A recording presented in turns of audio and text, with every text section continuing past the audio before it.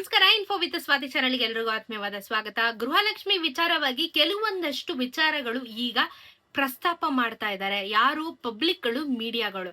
ಗೌರ್ಮೆಂಟ್ಗೆ ಕೆಲವೊಂದಷ್ಟು ಪ್ರಶ್ನೆಗಳನ್ನ ಕೇಳ್ತಾ ಇದ್ದಾರೆ. ಆದ್ರೆ ಗೌರ್ಮೆಂಟ್ ಇಂದ ಉತ್ತರ ಬರುತ್ತಾ ಅನ್ನೋದು ಇವಾಗ ಒಂದು ಯಕ್ಷ ಪ್ರಶ್ನೆ ಆಗಿದೆ.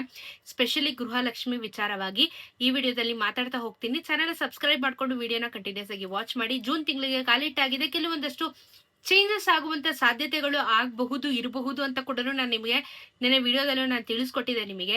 ಎಸ್, ಗೃಹಲಕ್ಷ್ಮಿ ವಿಚಾರವಾಗಿ ಈಗ 5,000 ಕೋಟಿ ದುಡ್ಡು ಏನಾಯ್ತು ಅಂತ ಹೇಳಿ ಮತ್ತೊಮ್ಮೆ ಪ್ರಶ್ನೆನ ಮಾಡ್ತಾ ಇದ್ದಾರೆ.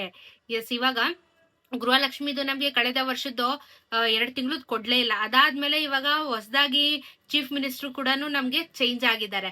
ಸೊ ಮಿನಿಸ್ಟರ್ ಚೇಂಜ್ ಆದ್ಮೇಲೂ ಸಿದ್ದರಾಮಯ್ಯ ಅವರು ಸಿಎಂ ಆಗಿದ್ದಾಗ ಅವರು ಕೆಲವೊಂದಷ್ಟು ವಿಚಾರಗಳನ್ನ ಕ್ಲಾರಿಫಿಕೇಶನ್ ಕೊಡ್ಲಿಲ್ಲ, ಅಥವಾ ಇಷ್ಟು ಹಣ ಇಷ್ಟು ಖರ್ಚಾಗಿದೆ ಅಥವಾ ನಮ್ಮಲ್ಲಿ ಇಷ್ಟು ಹಣ ಇದೆ ಅಂತ ಹೇಳಿ ಒಂದು ಕ್ಲಾರಿಫಿಕೇಶನ್ ಕೊಟ್ಟಿಲ್ಲ. ಹಾಗಾಗಿ ಇವಾಗ ವಿಪಕ್ಷದವರು, ಮೀಡಿಯಾದವರು, ಜನಸಾಮಾನ್ಯರು ಒಂದು ಪ್ರಶ್ನೆ ಮಾಡೋದಕ್ಕೆ ಶುರು ಮಾಡಿದ್ದಾರೆ. ಏನ್ ಮಾಡಿದೀರಾ? 5,000 ಕೋಟಿ ಹಣನ ಏನ್ ಮಾಡಿದೀರಾ? ಈಗ ಇವ್ರು ಇಲ್ಲಿ ಏನಾಯ್ತು ಅಂದ್ರೆ ಹೊಸ ಸಿಎಂ ಬರ್ಬೇಕು ಅಂತ ಅಂದಾಗ ಇಲ್ಲಿ ಆ ಕಡೆ ಈ ಕಡೆ ಅದು ಇದು ವಿಚಾರಗಳೆಲ್ಲ ನಡೀತಾ ಇರತ್ತೆ. ಇವ್ರಗಳ ಹತ್ರ ಒಂದಷ್ಟು ಕನ್ಫ್ಯೂಷನ್ಸ್ ಗಳು ಇರುತ್ತೆ. ಅವ್ರು ಬರೀ ರಾಜಕೀಯಕ್ಕೆ ಬರೋದ್ರ ಬಗ್ಗೆ ಯೋಚನೆ ಮಾಡ್ತಾ ಇರ್ತಾರೆ ಹೊರತು ಈಗ ಆಗ್ತಾ ಇರುವಂತ ಬೆಳವಣಿಗೆ ಅಥವಾ ಆಗದೆ ಇಲ್ದಿರುವಂತ ಬೆಳವಣಿಗೆಗಳ ಬಗ್ಗೆ ಮಾತಾಡೋದಿಲ್ಲ. ಇದೊಂದು ಸಮಸ್ಯೆ ಆಗಿದೆ. 5,000 ಕೋಟಿ ಏನಾಯ್ತು ಅಂತ ಕೇಳಿದಂತ ಮೀಡಿಯಾದವರಿಗೆ ಇನ್ನೂ ಸರ್ಕಾರ ಉತ್ತರನ ಕೊಟ್ಟಿಲ್ಲ.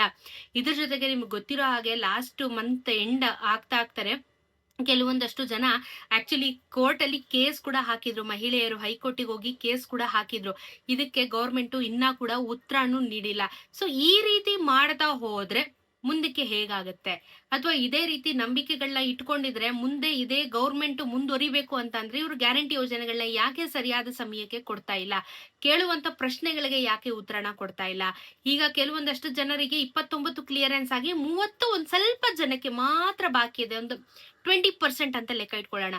20% ಮಹಿಳೆಯರಿಗೆ ಮಾತ್ರ ಇವಾಗ 30ನೇ ಕಂತಿನ ಹಣ ಬರ್ಬೇಕಾಗಿದೆ. ಮಿಕ್ಕಿದವರಿಗೆ ಎಲ್ಲರಿಗೂ ಹಣ ಜಮಾ ಆಗೋಗಿದೆ ಅಂತ ಭಾವಿಸ್ತಾ ಇದ್ದೀನಿ ನಾನು.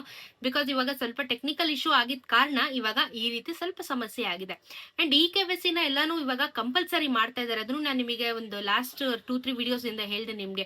ಬಯೋಮೆಟ್ರಿಕ್, KYC ಇದನ್ನೆಲ್ಲಾನು ಕಂಪಲ್ಸರಿ ಮಾಡ್ತಾ ಇದ್ದಾರೆ. ಮುಂದಕ್ಕೆ ಇನ್ನೂ ಒಂದಷ್ಟು ಟಫ್ ಆಗುತ್ತೆ ಅಂತ ಹೇಳ್ಬಿಟ್ಟು ಒಳ್ಳೇದು. ಆದ್ರೆ ಇದನ್ನೆಲ್ಲ ಗೃಹಲಕ್ಷ್ಮಿ ಅನೌನ್ಸ್ಮೆಂಟ್ ಮಾಡಿದಾಗ ಯಾಕೆ ಈ ರೂಲ್ಸ್ ಗಳನ್ನ ಮಾಡಿಲ್ಲ? GST ಪೇರ್ ಆಗಿರ್ಬೋದು ಅಥವಾ ಸರ್ಕಾರಿ ನೌಕರ ಆಯ್ತು, ಸರ್ಕಾರಿ ನೌಕರರು ಬಿಡ್ರಿ ಹೋಗ್ಲಿ, ಆಯ್ತು, ಅವ್ರು ಬೇಡ, ಅವಶ್ಯಕತೆ ಇಲ್ಲ.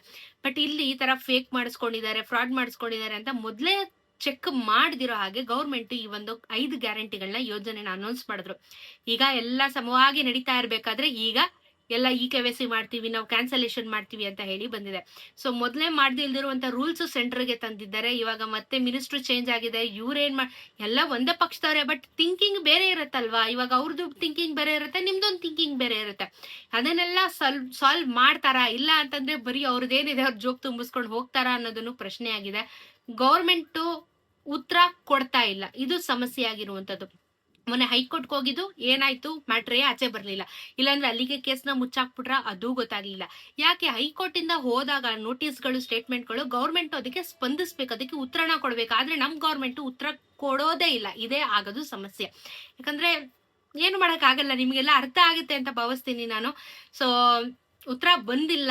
ಇನ್ನ ಜಮಾ ಆಗೋ ವಿಚಾರವಾಗಿ ಕೆಲವೊಂದಷ್ಟು ಗೊಂದಲಗಳು ಖಂಡಿತವಾಗ್ಲೂ ಇದೆ.